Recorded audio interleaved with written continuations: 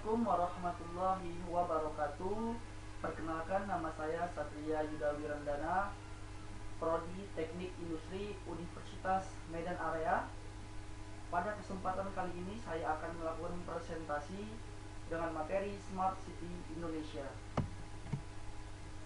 Apa itu Smart City? Smart City adalah suatu konsep pengembangan sebuah kota dengan menerapkan dan mengimplementasikan teknologi secara inovatif, efektif, dan efisien dengan cara menghubungkan infrastruktur fisik, ekonomi, dan sosial dalam sebuah kawasan sehingga meningkatkan pelayanan dan mewujudkan kualitas hidup yang lebih baik. Smart City merupakan sebuah performansi yang baik untuk sebuah kota yang didukung oleh kombinasi yang pintar dari segala aktivitas, kajian, penemuan, serta kesadaran dari masyarakat kota tersebut. Smart City diharapkan mampu memberikan dampak positif bagi pemerintahan, kehidupan sosial masyarakat, transportasi, kualitas hidup, persaingan yang sehat di segala bidang, dan memanfaatkan teknologi informasi dan komunikasi. Menurut Hau, Lei, dan Yan, terdapat beberapa karakteristik yang menjadi ciri-ciri Smart City. Yang pertama, interkoneksi antara bagian perkotaan. Smart City menggabungkan antara komunikasi, network, internet, sensor, dan recognition untuk membantu komunikasi antar orang. Dengan demikian, interkoneksi antara bagian perkotaan akan terwujud. Kemudian, integrasi sistem informasi perkotaan. Hal yang berkaitan dengan internet dan cloud computing akan digunakan dalam setiap bidang bisnis dan mengintegrasikan sistem aplikasi, data, dan internet menjadi unsur-unsur inti yang mendukung operasi perkotaan dan manajemen. Manajemen perkotaan dan kerjasama layanan. Interkoneksi komponen perkotaan dan dukungan sistem aplikasi manajemen perkotaan serta layanan dengan koordinasi sistem kritikan perkotaan dan peserta untuk membuat menjalankan perkotaan terbaik. Kemudian ada aplikasi ICT atau Information and Communication Technology terbaru. Smart City teori manajemen kota modern sebagai panduan yang menekankan penerapan teknologi informasi canggih ke manajemen perkotaan dan pelayanan, sehingga memotivasi pemerintah, perusahaan, dan orang-orang yang membuat inovasi gerakan pembangunan perkotaan. Oke, kita lanjut. Manfaat Smart City yang pertama, lebih efektif. Data yang terhimpun dari berbagai perangkat IoT memungkinkan pemerintah untuk mengakses sejumlah informasi yang sebelumnya tidak tersedia. Data tersebut dapat ditindaklanjuti sebagai sebuah pertimbangan dalam pengambilan keputusan yang lebih baik atau juga disebut dengan DSS atau Decision Support System. Kemudian ada Intelligent Video Analytics.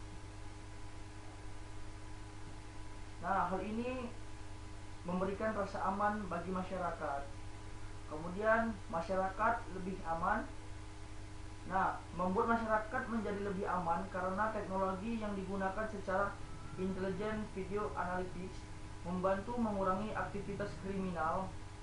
Sederhananya, teknologi EFA dapat dengan mudah menangkap data seperti plat nomor, detektor benda tajam atau senjata, hingga teknologi pengenal wajah bertujuan untuk menegakkan hukum. Kemudian mengurangi kerusakan lingkungan.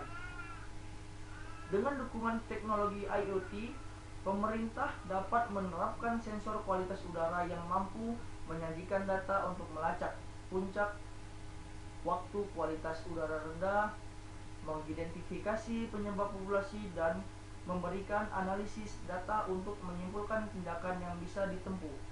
Sensor tersebut dapat memberikan rekomendasi untuk mengurangi polusi udara, bahkan di kota-kota dengan penduduk yang padat. Kemudian peningkatan transportasi. Menurut Smart City Press, investasi transportasi Smart City diprediksi akan meningkat lebih dari 25% setiap tahun, setidaknya hingga 2023. Sistem transportasi terhubung yang merupakan bagian dari konsep Smart City juga memiliki potensi besar untuk meningkatkan efisiensi di seluruh kota, mulai dari manajemen lalu lintas yang ditingkatkan, manajemen parkir pintar, hingga kemampuan masyarakat untuk melacak lokasi transportasi umum dapat dinikmati sebagai manfaat Smart City. Selain itu, teknologi sinyal lalu lintas yang cerdas juga mampu mengurangi kemacetan. Penerapan Smart City sendiri tak lepas dari tantangan baik dari sisi infrastruktur maupun keamanan. Salah satu infrastruktur yang krusial untuk diterapkan adalah masalah konektivitas yang tentunya akan berkaitan dengan penerapan IoT. Untuk mengatasi tantangan dan menerapkan Smart City, Lintasarta menawarkan beberapa tahapan penerapan solusi Smart City secara terarah dan optimal. Solusi ini mencangkup master plan, implementasi, hingga sosialisasi ke masyarakat. Oke, kita lanjut. Perjalanan menuju Smart City, terdapat ada data manual atau file hard copy, infrastruktur TIC dan digitalisasi, data penggunaan sistem informasi transaksional secara sektorial Smart Office, penggunaan sistem informasi terintegrasi, optimalisasi Smart City Cyber atau Digital City, Electronic Government atau Smart City. Oke, kita lanjut.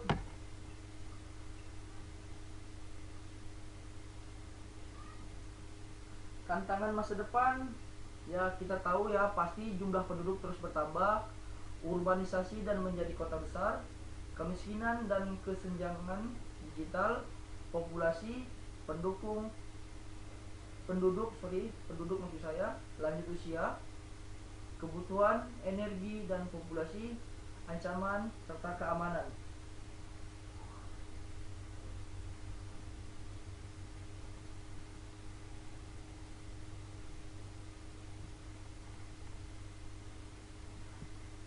Dinamika dalam memahami Smart City, bagaimana implementasi teknologi dapat membantu dalam menyelesaikan masalah dan mewujudkan visi kotanya. Implementasi teknologi yang dimaksud cenderung ke arah pemanfaatan data dan Internet of Things, biasa kita sebut IoT. Di satu sisi, framing konsep ini terdengar cukup tegas, namun di sisi lain, driver dalam penerapannya masih belum jelas. Oke, kita lanjut. Oke, ini adalah sistem-sistem yang dibangun oleh Smart City ya. Kita lanjut.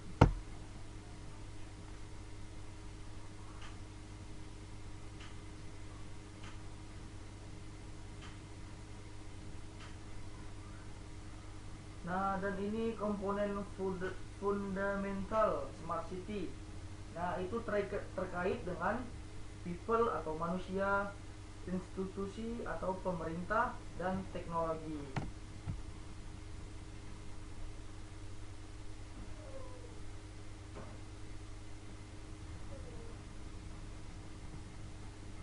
Oke, data center, kita masuk. Data center adalah fasilitas yang digunakan untuk menempatkan sekumpulan perangkat server dan komponen jaringan komputer sebagai pusat penyimpanan data komunikasi. Nah, gambar di bawah adalah salah satu contoh ruang server dan sekumpulan perangkat server dan komponen-komponennya. Oke, kita lanjut. Nah, di sini juga terdapat ada foto ruang data center. Di ground ada kabel dan di atas kita pasti tahu itu adalah alat servernya.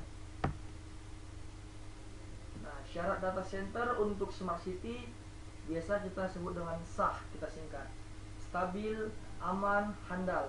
stabila di mana data center mampu bekerja 24 jam tanpa gangguan berarti atau sistem error atau trouble. Amannya, data center mampu mengamankan diri dari segala gangguan yang dapat merusak atau mencuri data informasi yang ada di dalamnya. Sudah pasti data center itu akan ke ruang IT pada sebuah perusahaan atau pemerintahan.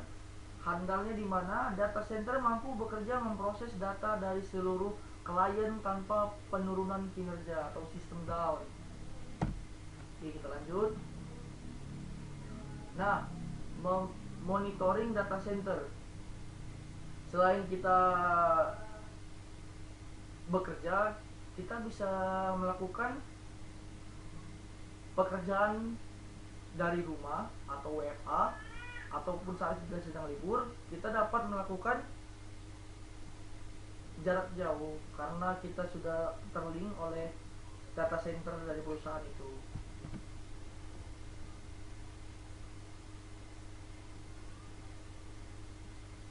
Oke.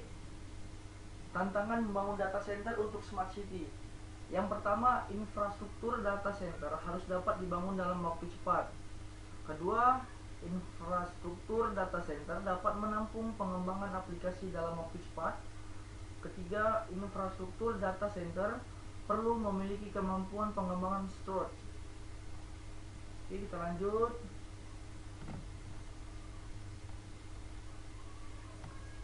Smart government atau pemerintahan yang cerdas. Apa itu smart government? Smart government adalah istilah yang merujuk pada pengimplementasian ICT pada layanan publik di bidang pemerintahan secara efektif. Oke, kita lanjut. Fungsi dasar smart government yang pertama, internalnya dari GTD, government to government atau pemerintah ke pemerintah. Itu meliputi manajemen pekerjaan, manajemen pengembangan kota, manajemen finansial, dan manajemen inventaris. Dan juga di sini ada eksternal, government to community, dan government to business. Nah, itu meliputi layanan kebutuhan dasar atau kesehatan dan pendidikan serta sosial, kemudian fasilitas umum, kemudian perizinan dan manajemen penduduk. Fasilitas internal dan eksternal ini yang disebutkan sebelumnya, yang dijalankan secara elektronik disebut juga sebagai e-governance, itu maksud saya, yang dapat didefinisikan sebagai layanan pemerintah dengan menggunakan teknologi informasi dan komunikasi oleh warga negara yang dapat diberdayakan dengan akses yang lebih besar untuk pelayanan dan sarana yang lebih fleksibel dan efektif, serta berpartisipasi di dalam pemerintahan dan meningkatkan interaksi pemerintah dengan warga masyarakat. Oke, lanjut. Aplikasi e-government menjadi sebuah keharusan di era modern seperti sekarang. Keberadaannya menjadi sarana yang memudahkan masyarakat dalam mengurus berbagai keperluan administrasi terkait pemerintahan. Alih-alih datang ke kantor pemerintah, masyarakat cukup membuka aplikasi melalui smartphone miliknya. Oke, kita lanjut. Manfaat aplikasi e-government yang terstandar. Yang pertama yaitu ada komunikasi yang lebih baik. Standarisasi membuat proses komunikasi antara masing-masing lembaga pemerintahan berjalan dengan lancar karena pemakaian aplikasi sesuai standar. Upaya melakukan analisis perbandingan performa masing-masing lembaga jadi lebih mudah. Nah, tidak hanya memberi kemudahan dalam berkomunikasi, standarisasi aplikasi dapat pula mendorong adanya kolaborasi positif antara masing-masing lembaga pemerintahan. Yang kedua, mengurangi waktu dan biaya pelatihannya. Keuntungan selanjutnya adalah pemerintah tidak perlu mengeluarkan biaya besar untuk melakukan pelatihan menggunakan aplikasi. Selain itu, para penggunanya juga dapat beradaptasi pada aplikasi pemerintahan lain dalam waktu singkat. Kemudian biaya support dan perawatan lebih hemat. Kita bisa membayangkan kalau masing-masing aplikasi pemerintahan dibuat oleh vendor berbeda.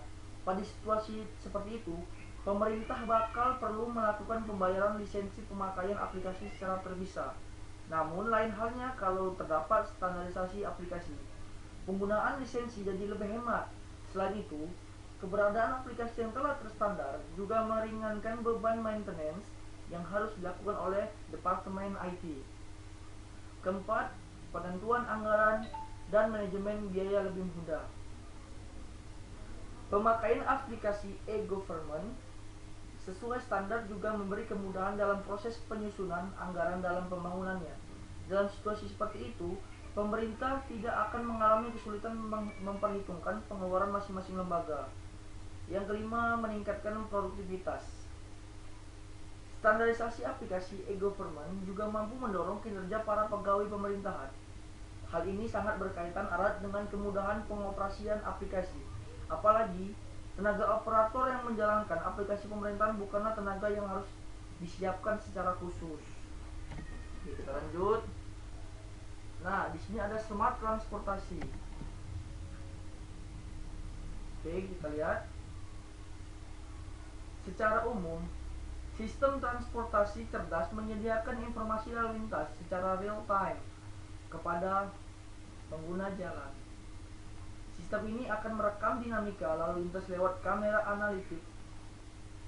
Alhasil, pengguna jalan mendapat informasi yang akurat terkait kondisi jalan dan lalu lintas. Kita bisa contoh Google Maps. Nah, di situ kita bisa lihat macet atau tidaknya. Nah, kita lihat di sini ada situasi roomnya di Rio de Janeiro, Brazil ya. Kontrol dan komando center. Komponen situasi room.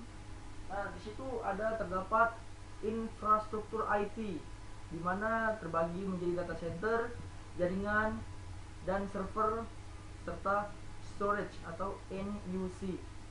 Kemudian adanya infrastruktur komunikasi terkait dengan email, telepon fax, video conference, dan website. Kemudian adanya keamanan yang meliputi fisik atau hardware dan juga logik atau data. Ada juga di sini tersebut aplikasi yang terdiri dari dashboard, database, sistem informasi yang terdapat pada seluruh OPD. Kemudian adanya informasi yang meliputi pertukaran data. Kemudian ada keakuratan dan kecepatan. Di sini juga terdapat display atau LCD monitor dan juga sensor yang meliputi wireless sensor, wireline sensor, social sensor. Smart edukasi.